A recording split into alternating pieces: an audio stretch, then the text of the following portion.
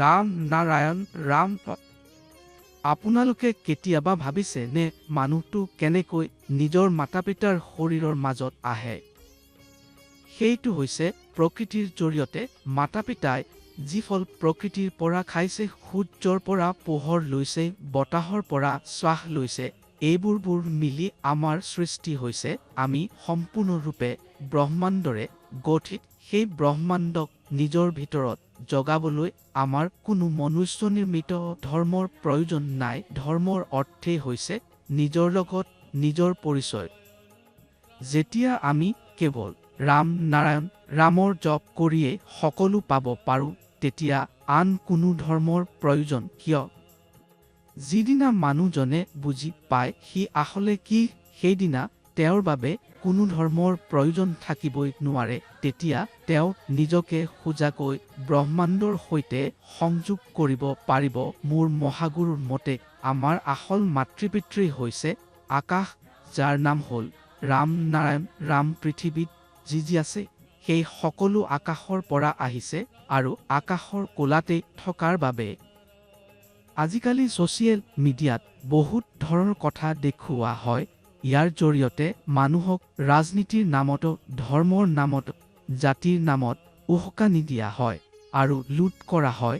ইয়াৰ বাবে মানুহে বুজি নাপায় সঠিক কি আৰু ভুল কি। এই পৰিস্থিতিত কি কৰা উচিত? তেতিয়া মেনমেড শিক্ষা ব্যৱস্থাক যদি প্ৰকৃতিভিত্তিক শিক্ষাত পৰিণত কৰা যায়, তেন্তে সমাজৰ বাবে ই এক উৎকৃষ্ট পদক্ষেপ হ'ব, কিয়নো ইয়াৰ ফলত শিক্ষাৰ গঠন সঠিক দিশত আগবাঢ়িব।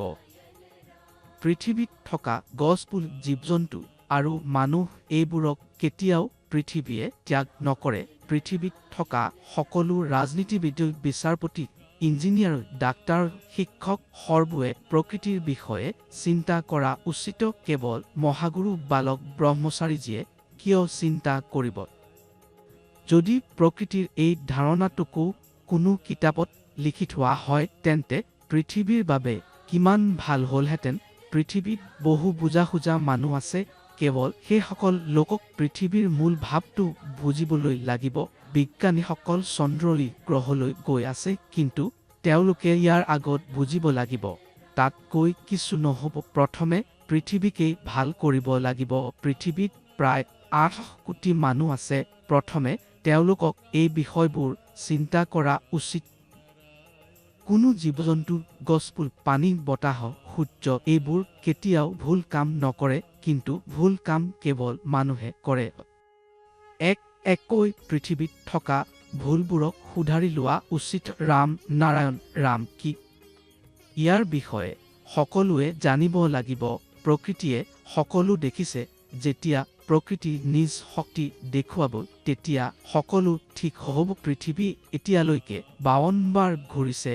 এতিয়া যদি পুনৰ ঘূৰে, তেন্তে সেইটো 53তম হ'ব। সেয়ে মনুষ্যক শুধৰিবলৈ প্ৰয়োজনীয় হৈছে।